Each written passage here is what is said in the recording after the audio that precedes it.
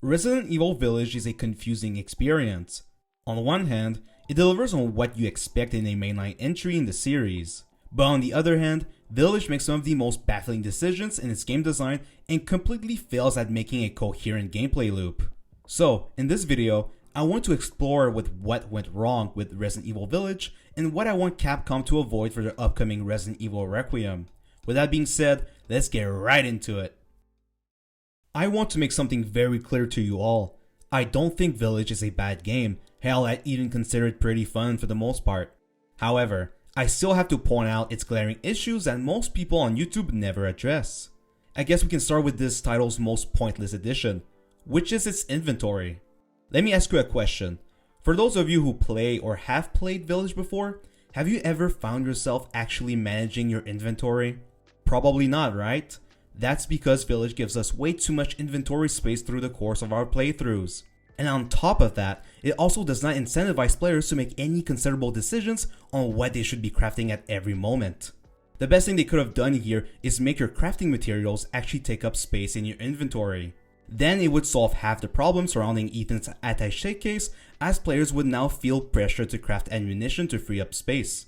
I think this change alone would have made me like this game a lot more, since this aspect of Resident Evil games is an indispensable one. And seeing it be butchered in Village just hurts the classic RE fan in me. Speaking of classic RE, next we must talk about exploration, as this is arguably one of the most important parts of any Resident Evil game. So what did they do well here? Well, first off, I really like what they did with the hub area. I personally enjoy going back to previously discovered locations of the map to unlock new paths and collect new items that weren't accessible at the start. It reminds me of Resident Evil 4 Remake and how that game was filled with different treasures and enemies to find. It is quite an addictive experience that even someone like me who has issues with the game still enjoyed the treasure hunting aspect. I also think Heisenberg's factory was one of the highlights of Village. It is a multi-floor level that has you backtracking and fighting the hardest enemies in the game.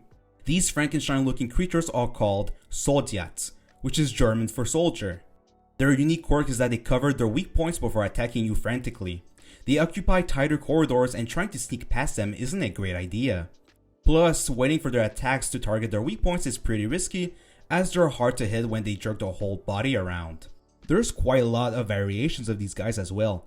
Some of them have their weak points hidden behind their backs, some are completely covered in armor and are quite tanky, and some even have jetpacks. This game is wild. I honestly love Heisenberg's factory and its enemies. Traversing through the map to find extra loot and to find your way around was very fun.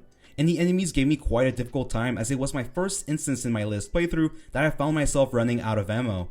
You know, the thing that often happens in a Resident Evil game. I also loved the Uriah's boss and the lead up to his fight. It's where the game really amped up the action and it was a lot of fun.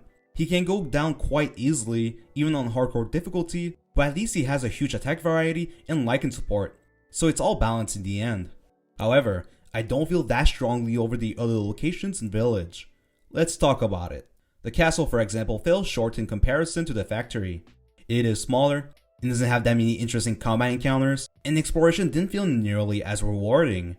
This section tricks you into thinking there are many places to go, and that you're going to be doing a lot of non-linear progression.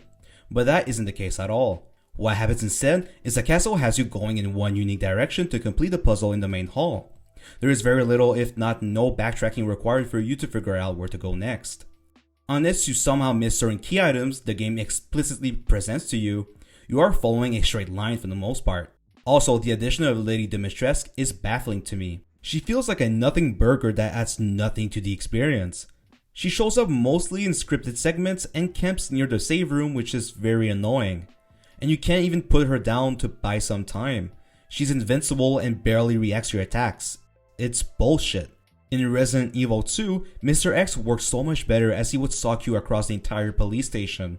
And the added pressure from the other enemies is what made him memorable. In Village though, there are not many enemies roaming inside the castle, except for maybe one area where there are about 5 of them. And frankly, Lady Dimitrescu plays such a small role that she doesn't even matter that much in the story. However, the internet loves her, so there's at least that. I thought House Beneviento was cool.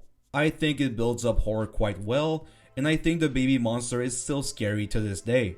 However, I feel like this portion of the game takes up way too much of the runtime since there's no combat. And in Village, I feel like it's at its best when there's more action that warrants the spending of resources. Next up is Moreau, the giant fish monster. Even though he looks cool, his boss fight isn't. Like a lot of boss fights in this game, he is way too spongy. He takes an eternity to take down. And this battle drags a lot of its runtime as he'll sometimes spit acid all over the arena that has you retreat in a hiding spot. And you don't really have a choice either, since this particular attack results in an instant death. Not to mention, his portion of the campaign is extremely bland. Nearly all the level is summed up as a quick time event as you perform a semi-scripted chase sequence with him. It feels out of touch of what we're used to do in this series. Kind of reminds me of how Resident Evil 6 had a lot of those scripted sequences as well. Also, weirdly enough, this entire section is absent of new enemies. You fight the Lycans like once and that's it. I don't mind that we're fighting Lycans, I think they're great enemies, but why aren't we fighting new fish creatures? It would have felt more appropriate for the level, and I'm sure the team would have come up with a killer design. I don't really care for the story in Resident Evil games in general, I'm here primarily for the fun gameplay.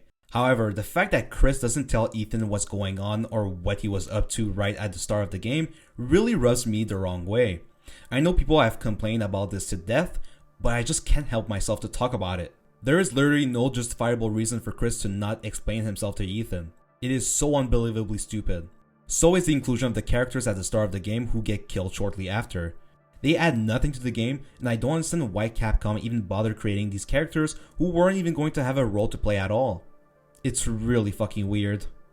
And those are my thoughts on Village. It's a very peculiar game. And it was also very hard for me to write the script for this video, as this title is all over the place. It's difficult to focus on one aspect of its gameplay when its design is this incoherent. Plus, if you consider that 60% of the game didn't work with me, this makes Village one of the most mediocre Resident Evil experiences I've ever had.